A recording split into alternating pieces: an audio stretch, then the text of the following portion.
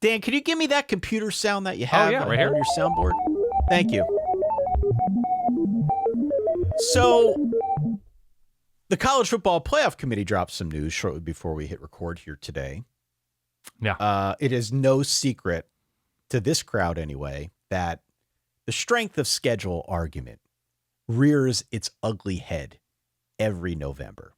Even before we had the 12-team format, back when it was a 4-team format, even back when we had the computers picking who the top two were. Sure. The schedule, the strength of schedule argument is like as old as time itself. You can even call it the Sank of schedule argument because it's Greg Sank. Like we might as well name that discussion point after him. Like he can be a title sponsor. Anytime you mention strength of schedule in this sport, sponsored by Greg Sankey. It's sort of like the when you look at Texas's Greg Sankey presents strength of schedule. Continue. So the College Football Playoff Committee is going to be rolling out what they're calling, quote, enhanced metrics, Dan. Love that. Whatever that is. They're going to be including something called record strength now in their mix of stats that they look at. Mm-hmm. Basically a fancy way of saying that they're going to give you a little bit more credit for beating the good teams. They're not going to hammer you as hard if you're losing to the better teams on your schedule. Whereas if you're playing a weaker schedule, you're losing to worse teams, that might reflect on you a little bit differently. So it gives you a bit of a safety net. Right. If you're playing a tougher schedule. Clearly, the strength of schedule arguments will not go away anytime soon because bear in mind, this is still a process that relies on a committee of people to subjectively, again, very subjectively, I was going to say, pick a field of 12. The argument's not going away, but if we're to believe these reports, they're going to put a little bit more emphasis on the teams that play the hardest schedules. Sure. For whatever that's worth to you, it's still very vague. Good thing, bad thing, indifferent, Dan Rubenstein. So, I mean, it's the same question that we can ask every year, right? It's a hard schedule according to whom? It's an easy schedule according to whom? What makes for an easy schedule? These teams? Are these teams bad, good, average? According to whom? Which objective metrics are you using? Whose objective metrics are you using? And then even though the numbers are objective, the person or people or collection of people deciding on what is weighted more than what isn't weighted in that, equation, whatever you want to call it. Why? According to whom? Like what is it about that equation that gives us a more accurate read on Tennessee's quality or Texas's quality or, Minnesota's quality? And so somewhere along the way, there is somebody looking at the Greg Sankey presents strength of schedule metric and saying to themselves, I think Auburn's the team that blah, blah, blah. I think NC State actually is a quality win or a quality loss. Like, eventually you're just going to get to a subjective point the further you dig. And that's fine. We only have 12 games to figure it out. And we're going to try to figure out 7, 8, 9 games in anyway to give out rankings for everybody to look at. But to sort of say we're using an objective method to figure out strength of schedule and how to rank these teams, I don't think that really exists. And so just tell us, is it Bill Connolly? Is it Brian Fremo? Is it Ty Hildenbrand? Whose strength of schedule metric should we be looking at, and how much transparency can we get in that process? Yeah, this Google sheet is owned by an SEC@gmail.com address. Sure. Because, the SEC, money-wise, they're not springing for the full custom URL. They're saving. Get us a Gmail address. Yeah.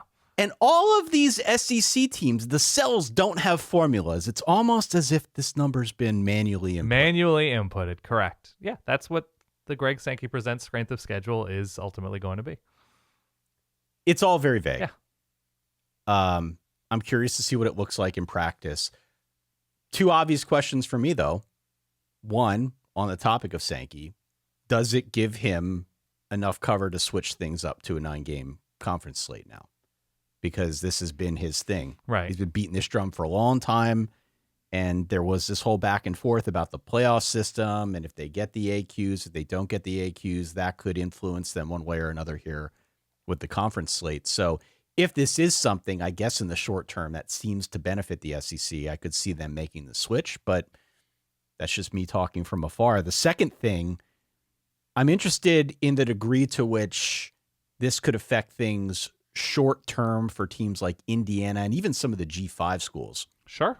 That now have a stake in this playoff. Like, I looked at Indiana's non-conference slate out at fbsschedules.com, sort of one of the many Bibles that we check this time of year. Sure. They don't have a meaningful non-conference game until 2029 against Notre Dame. Right, because it's the intention of where that program was when they were booking these schedules. Or sometimes, in a lot of cases, there are canceled matchups. I don't know if or if not Indiana had a home-and-home booked with Florida. Probably not, considering it's Florida. But those things get canceled sometimes. And then you're playing, take your pick, smaller school. You're playing Furman instead, and your schedule doesn't look quite as impressive. So all due respect to, what are the Paladins, Ty? Yes. Yes, if your intention is let's figure out how we can most quickly get to 6 or 7 wins, great. And now that Indiana is capital A actually good, now that schedule is not doing them any favors. Right. So how quickly can you change that type of thing? That's above my pay grade, but it looks like it's going to be a minute before Indiana has a meaningful non-conference opponent. Like I said, 2029 right now, it's Notre Dame. And the other side of this is that G5 slot that we've got right now in these playoffs. Like, I was thinking about this. Liberty is probably a good example, right? Liberty plays the easiest schedule in the country this year. We talked about it on the Conference USA preview. Right. That's in large part because of the conference slate.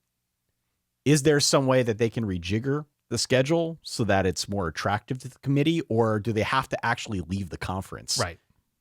To get that tougher slate so they can fashion themselves truly as a playoff contender.